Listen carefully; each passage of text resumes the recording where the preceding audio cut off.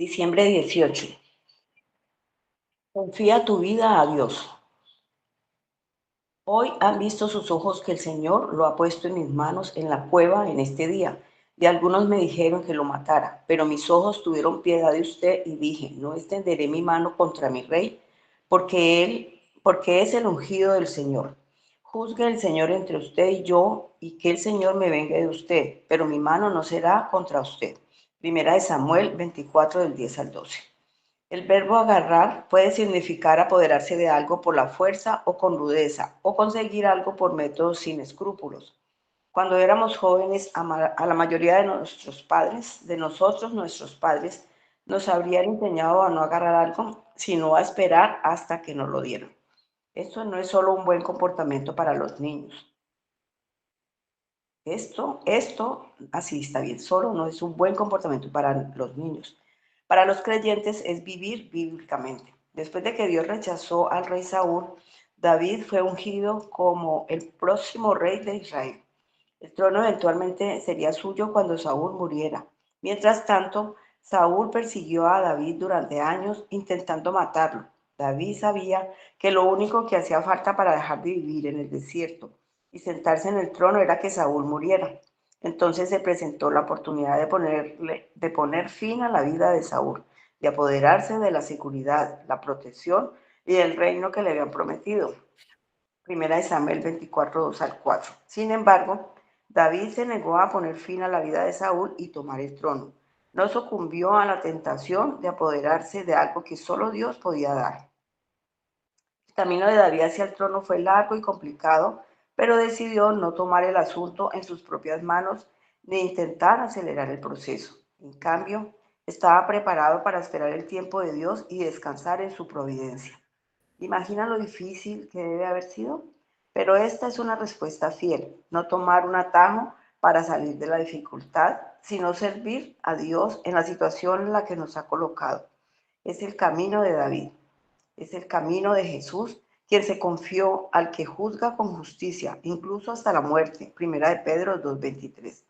¿Cómo estás lidiando con las circunstancias que parecen amenazar tu seguridad, satisfacción o prosperidad? ¿Cómo respondes a las personas que te desafían? Para usar las palabras de Jesús, buscarás primero el reino de Dios y su justicia, Mateo 6:33, confiando que todas tus preocupaciones y pasiones serán atendidas por Dios. Proponte no aferrarse a aquellas cosas que parecen ser tuyas por derecho o buscar un atajo para salir de una situación difícil. Más bien, como David, deja que Dios ordene tu vida, sabiendo que Él te ha prometido la eternidad con Él y te ha llamado a servirle en el camino. Para profundizar, Primera de Pedro 2, del 21 al 25. Amén. Amén. Mis amados hermanos, muy buenos días. Que la paz del Señor esté con todos nosotros en esta preciosa mañana. Y gloria a Dios por todos los que madrugan y que no se quieren perder de este refrigerio espiritual. El tema del devocional de hoy nos da una instrucción muy, pero muy especial. El autor lo titula Confía tu vida a Dios. Y este devocional está basado en el texto del primer libro de Samuel, capítulo 24. Y me voy a permitirles leer a ustedes del 10 al 12. Pero, mis amados hermanos, si leemos estos 3 versículos, realmente de pronto no podemos entender mucho. Lo recomendado es leer todo el capítulo 24 para entrar en contexto de lo que la historia nos está relatando. Voy a leer del 10 al 12, pero lo voy a hacer en la nueva versión internacional. Y dice el versículo 10. Usted podrá ver con sus propios ojos que hoy mismo, en esta cueva, el Señor lo había entregado en mis manos. Mis hombres me incitaban a que lo matara, Pero yo respeté su vida y dije, no puedo alzar la mano contra el rey, porque es el ungido del Señor. Padre mío, mire usted el borde de su manto que tengo en la mano. Yo corté este pedazo, pero a usted no lo maté.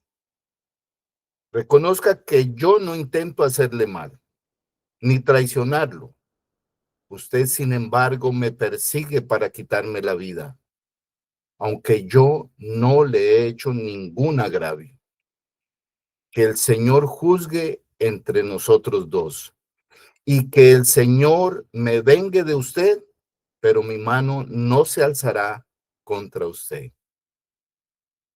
Tremendo, tremendo este pasaje. David se encuentra en una situación límite. Dios ha permitido que Saúl, quien lo persigue realmente injustamente, y quedó completamente vulnerable delante de él. Humanamente, David tenía la oportunidad perfecta para vengarse y poner fin a su sufrimiento. Sin embargo, vemos aquí que David decide no actuar conforme a su lógica, ni a su razonamiento, ni a su poder, sino conforme al temor de Dios. Hermanos, la teología reformada nos ayuda a entender que David reconoce la soberanía de Dios sobre los tiempos y las autoridades. Aunque Saúl había fallado gravemente, seguía siendo el ungido del Señor. A veces no entendemos eso, pero el Señor también ungió a David como rey, también la embarró, cometió sus errores y sabemos toda la historia del reinado de David, pero era el ungido del Señor. David comprende que la justicia, óiganme bien, que la justicia no le pertenece al hombre, sino a Dios. Mía es la venganza y la retribución.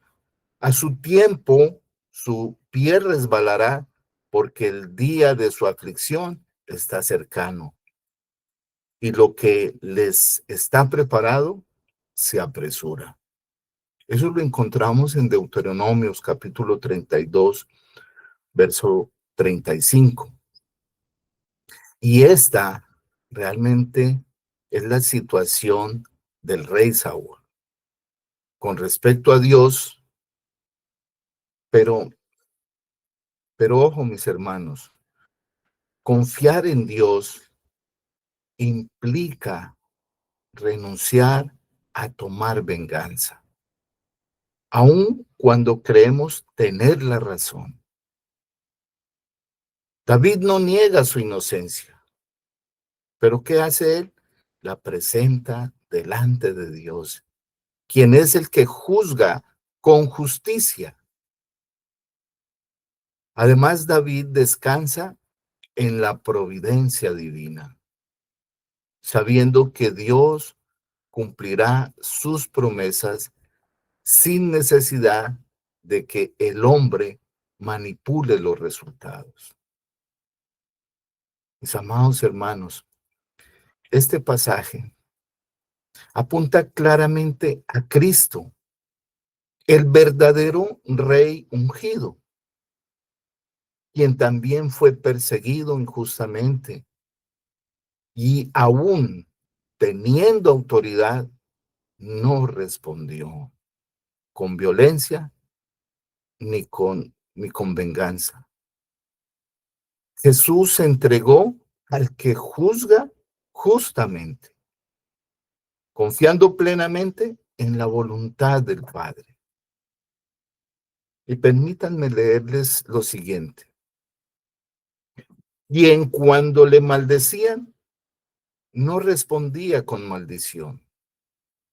Cuando padecía, no amenazaba, sino encomendaba la causa al que juzga justamente.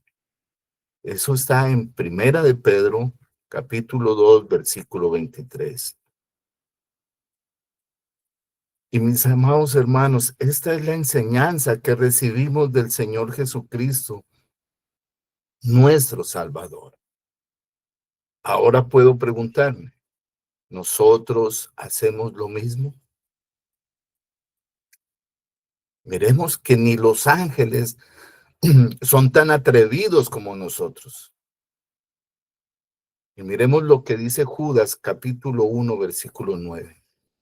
Pero cuando el arcángel Miguel contendía con el diablo, disputando con él por el cuerpo de Moisés, no se atrevió a proferir juicio de maldición contra él, sino que dijo, el Señor te reprenda.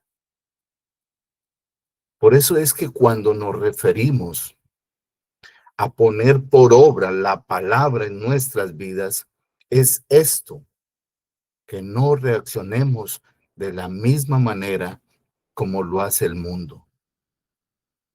Y nosotros, hermanos, aunque estamos en el mundo, ya no somos del mundo. Nuestro actuar debe ser totalmente diferente. Y es por eso que la palabra nos dice que las cosas viejas pasaron y he aquí todas son hechas nuevas.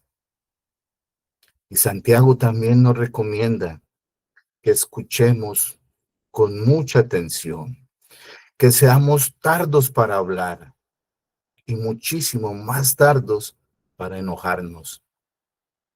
Y así como David confió su causa a Dios, Cristo nos enseñó que la verdadera justicia se cumple en obediencia y en mansedumbre.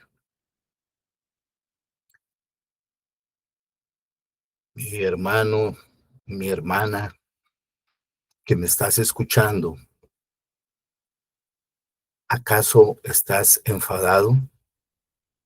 ¿Una injusticia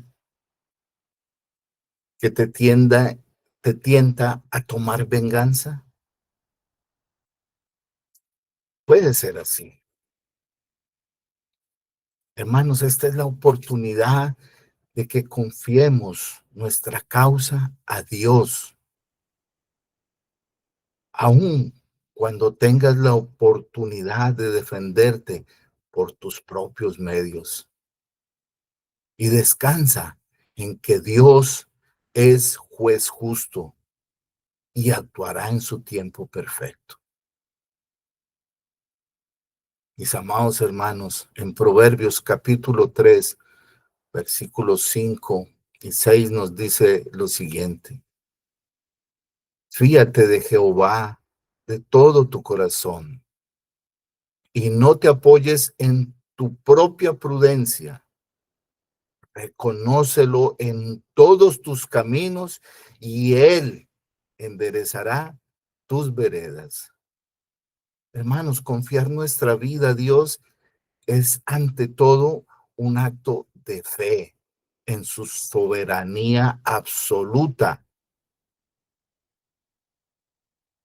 La teología reformada nos recuerda que Dios no solo gobierna el fin, sino también los medios. Pues nada, absolutamente nada se escapa a su voluntad perfecta y agradable. En Efesios capítulo 1, versículo 11, encontramos, en él, asimismo, tuvimos herencia, habiendo sido predestinados conforme al propósito del que hace todas las cosas según el designio de su voluntad. Por ello, confiar en Dios no es una opción, No es una opción secundaria del creyente, sino una respuesta natural a la verdad de quién es Él. Y el llamado a no apoyarnos en nuestra prudencia. Además, confronta directamente el orgullo del corazón humano a causa del pecado. Nuestro entendimiento está oscurecido y nuestra voluntad inclinada a la autosuficiencia. Jeremías capítulo 17, versículo 9 nos dice que engañoso es el corazón más que todas las cosas y perverso. ¿Quién lo conocerá? Mis hermanos, solo cuando reconocemos nuestra total dependencia de Dios, podemos descansar en su dirección. Reconocer a Dios en todos nuestros caminos implica vivir corandeo. Ya sabemos qué es corandeo. Delante de su rostro. Sometiendo cada área de nuestra vida a su palabra. No confiemos en Dios porque comprendemos sus planes, sino porque conocemos su carácter. Él es bueno, fiel y sabio en todo lo que hace. Y confiamos plenamente nuestra vida en Dios. Y mis hermanos, debemos comprender que Cristo es el fundamento de esa confianza en Dios. Y nuestra confianza no descansa en la intensidad de nuestra fe, sino en la obra perfecta de Cristo. Pues sabemos que Él confió plenamente en el Padre, aún en el sufrimiento, y se sometió a su voluntad para asegurar nuestra redención. Y estando en la condición de hombre, se humilló a sí mismo, haciéndose obediente hasta la muerte y muerte de cruz, según nos lo dice Filipenses. En Cristo podemos confiar en que Dios dirige nuestras vidas para su gloria y nuestro bien eterno. El que no escatimó a su propio Hijo, sino que lo entregó por todos nosotros.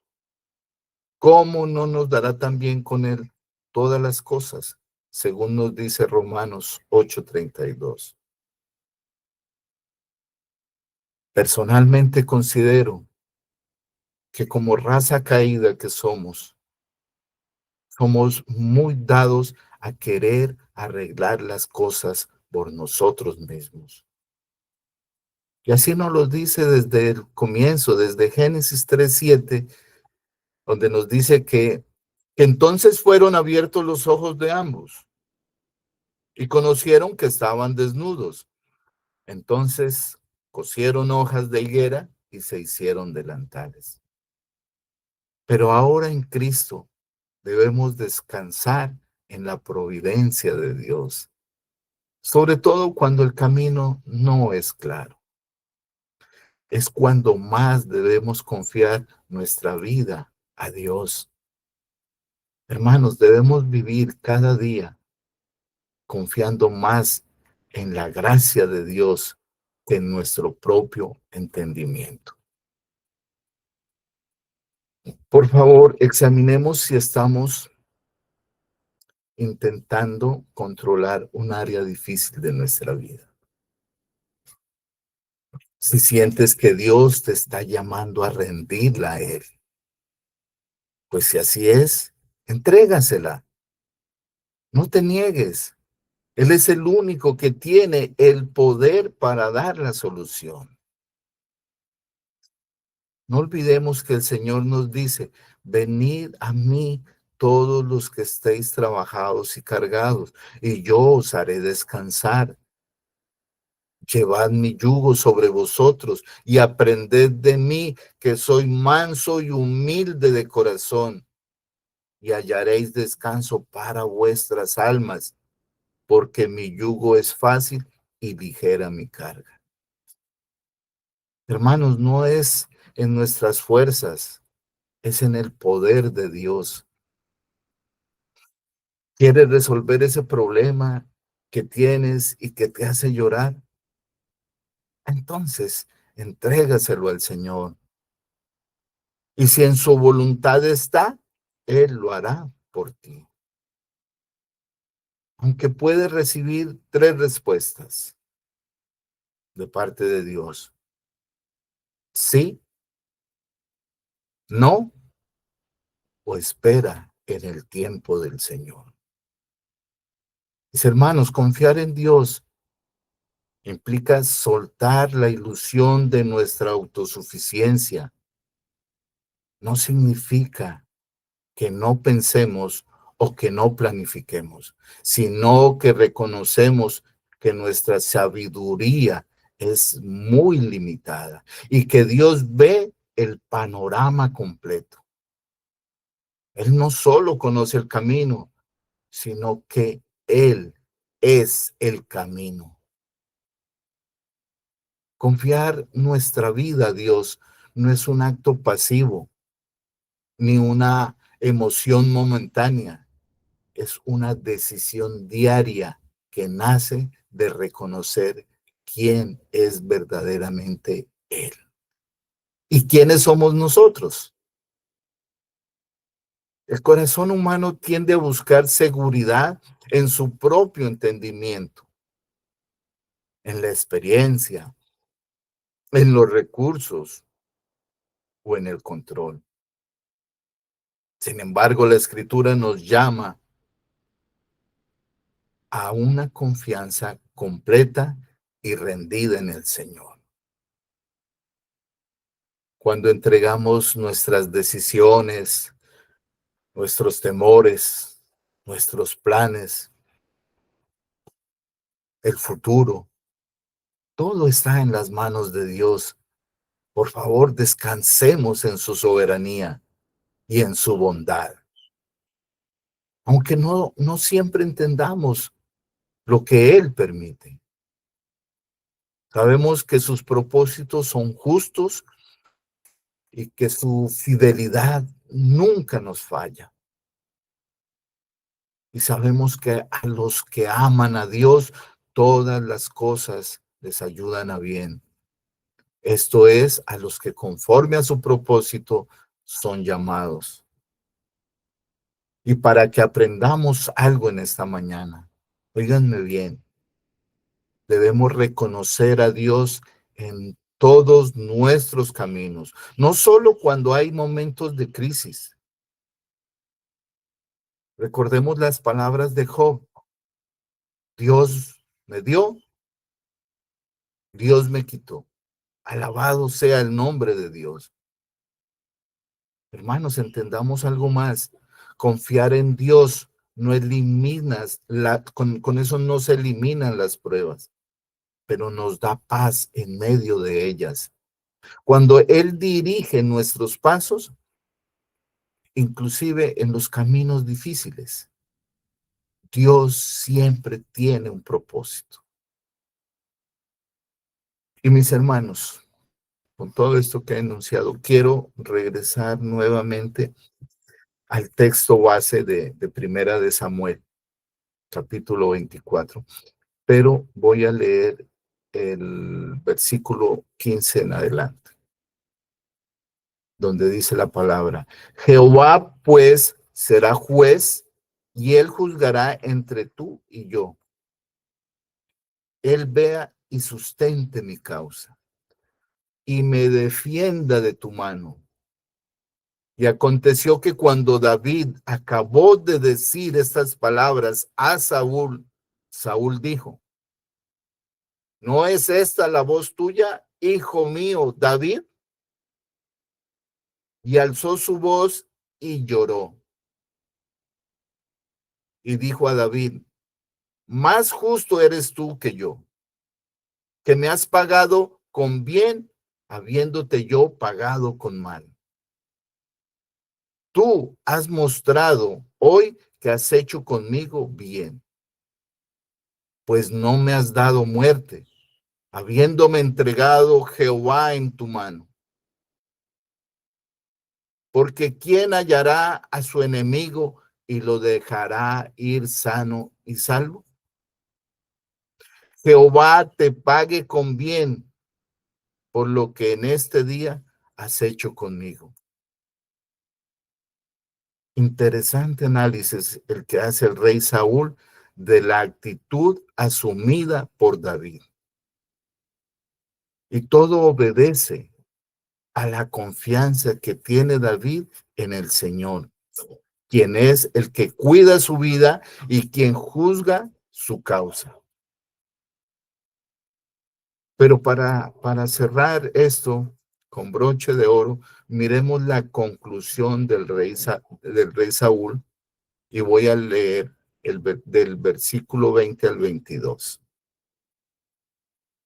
Y ahora, como yo he entendido que tú has de reinar y que el reino de Israel ha de ser en tu mano firme y estable, júrame pues ahora por Jehová que no destruirás mi descendencia después de mí, ni borrarás mi nombre de la casa de mi padre. Entonces David juró a Saúl y se fue Saúl a su casa y David y sus hombres subieron al lugar fuerte. Hermanos, respuestas como estas solo las encontramos en nuestra vida cuando confiamos plenamente nuestra vida en el Señor. La venganza es del Señor, no es nuestra. Todos los días enfrentamos situaciones difíciles donde nuestra fe es puesta a prueba. Ocasiones tan simples como la que le sucedió a mi esposa el martes, que se estaciona en una calle para que su hija se bajara del carro y entrara a un almacén. Y al mismo tiempo llega una policía de tránsito con groserías a tratarla mal, a humillarla, a ofenderla, porque estaba en un lugar de prohibido parquear. Y como le dijo mi esposa, yo no me he bajado del carro, yo no lo he apagado, estoy esperando que se baje mi hija para continuar. La señora, con muchas groserías, le hizo un comparendo. Esas actitudes, hermanos, dañan nuestro corazón. ¿Y a quién, viendo que es humillado, que es ofendido injustamente, no responde con maldad? El Señor nos pide que seamos agentes de paz. No devuelvas mal, bien por mal. Y hermanos, cualquiera en su defecto hubiera contestado con groserías, pero no, el Señor nos da ejemplo.